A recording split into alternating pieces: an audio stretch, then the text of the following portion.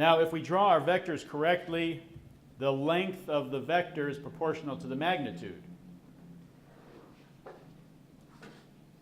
And we'll come back to that later. Sometimes you can tell from the situation that the lengths have to be the same, and you can get those right in your drawing. Sometimes you don't really know how one compares to another one. Like in this case, we'll learn very quickly that the normal force has to equal the weight, because the block is not moving in the y direction, right? It's staying on the surface. But we don't know how those compare to the horizontal forces, because we're not given enough information yet. We're not given the mass of the block or how much the people are pulling or pushing. So we don't know how those compare to the horizontal forces. So the length of the normal force and the weight, those vectors should be the same. We don't know how they compare to the horizontal ones. And then the other thing we know is that the two pointing to the left added together have to equal the length of the one pointing to the right. So we know something about those, but we don't know how long each one of them is. But we know the two to the left add together gives us the one to the right. So you know a few things, and I try to capture some of that when I draw these. But sometimes you don't have enough information when you're drawing your free body diagram, because that's one of the first things you do usually when you're solving a problem like this, is draw the free body diagram. And so just do the best you can. Just do the best you can. If you don't know the lengths, the relative lengths, don't worry about it. You'll figure them out later. All right. So this is the way I like to do it. A dot in the center represents the object. I always start with the tail of the vector on the dot and make the arrows go out from there. I try to label them in some way so that I know what they are, right? Tension, friction force, normal force, weight, things like that. And when the first few you do, you should probably draw the subscripts like this.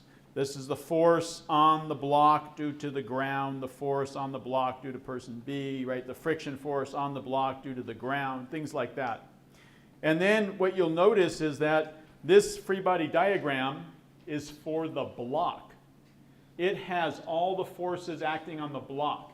We don't care about anything else, right? We don't care about the forces acting on person B. We don't care about the forces acting on person A. When you're drawing the free body diagram for the block, all you care about are the forces acting on the block. So the first subscript should be the same on every one of these things, right? These are all the forces on the block from something else.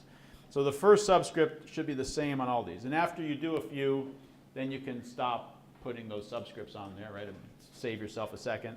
But make sure you do it the first few times, get familiar with it. Drawing free body diagrams is important to help you set up the problem. As they get more complicated, it helps you set up the problem.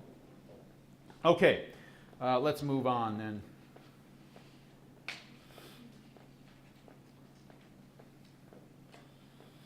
So typically what we've got here are contact forces. And like I said, everything is going to be a contact force this quarter, except for one force, and that's the force of gravity. That's for this quarter. Next quarter, you'll have electric forces and magnetic forces that act at a distance. But this quarter, everything is caused by contact, and the only thing that can reach in from a distance, you got one force, the force of gravity. So look at your object and look and see what is touching your object and represent every one of those contacts with an arrow if there's a force involved. Okay? A block sitting on a horizontal surface.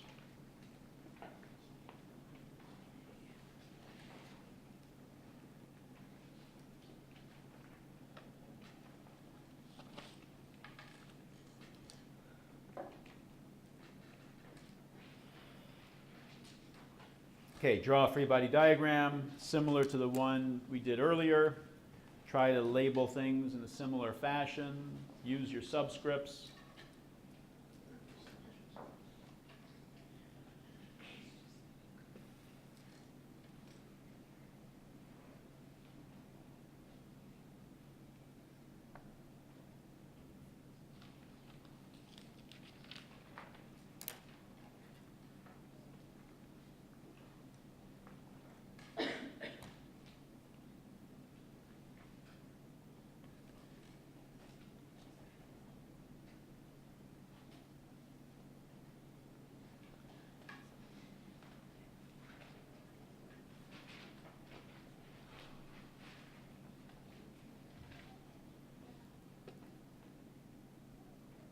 Okay, we ready? What's one of the forces we have? What's touching our block? The surface, right? And a surface can interact in two ways. Through a normal force. Is there a normal force? Yes. That would be straight up. And through a friction force. Is there a friction force?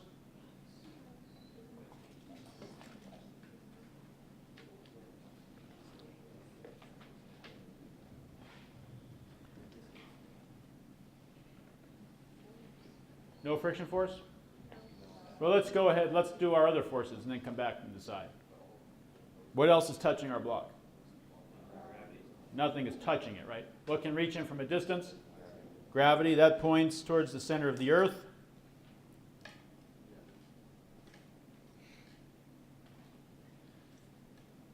So those are the only two forces so far. So is there a friction force? Maybe I should tell you it's not moving.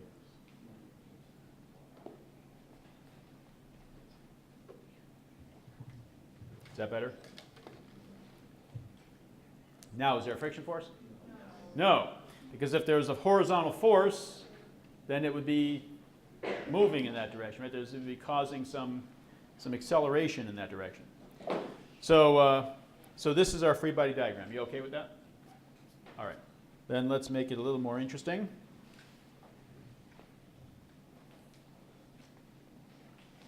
Here's our surface.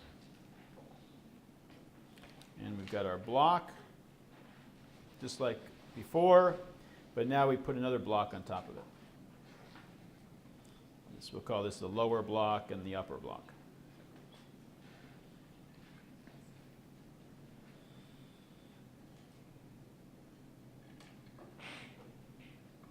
And you're going to draw free body diagrams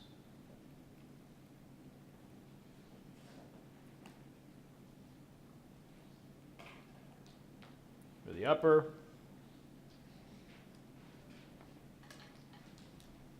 and for the lower.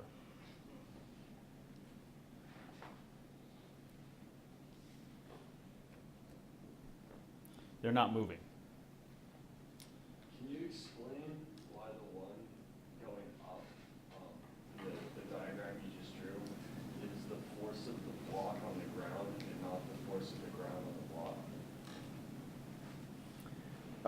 The way I'm doing the subscripts, the first one is what the force is on. The force is on the block from the ground. That's the way I'm doing my subscripts. So when I write it as FAB, that means force on object A due to object B. Yeah, that's the way I do it. Some books do it the other way around, but it's the force on the book from the ground. Why isn't it the force on there is, if I was drawing a free body diagram for the ground, there would be a force down from the book. Okay? But this is, I'm drawing a free body diagram for the book, or the block, or whatever this thing is. And so it's the ground is pushing up on it, preventing it from falling to the center of the Earth. Okay?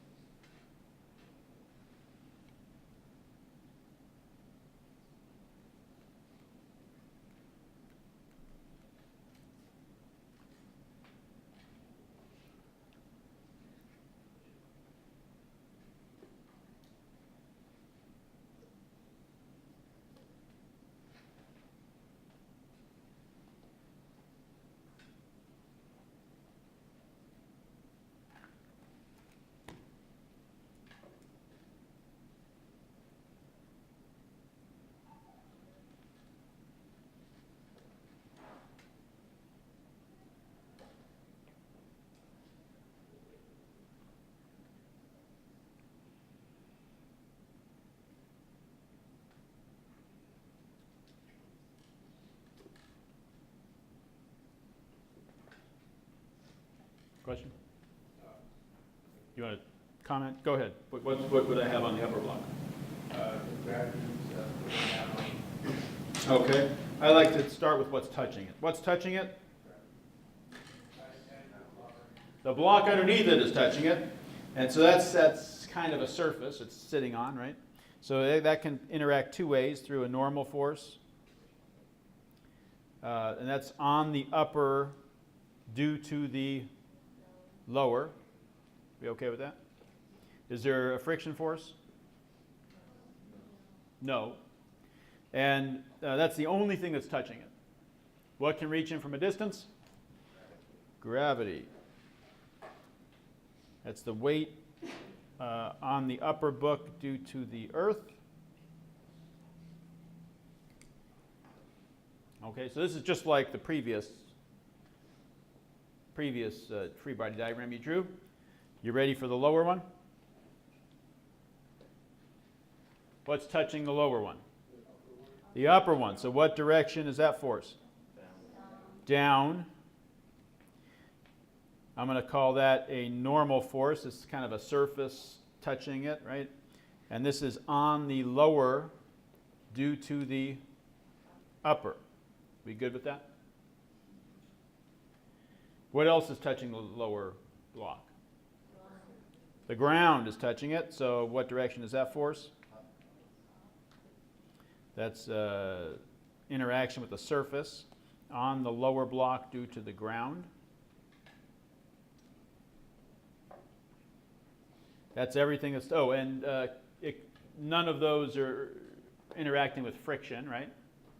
Because there's no motion, there's no forces in that direction. And so what can reach in from a distance? Gravity. And is that everything? And that's the force of gravity. I guess I should, on the lower block and the earth, between the lower block and the earth. Are we okay with that? Did you label them the same way?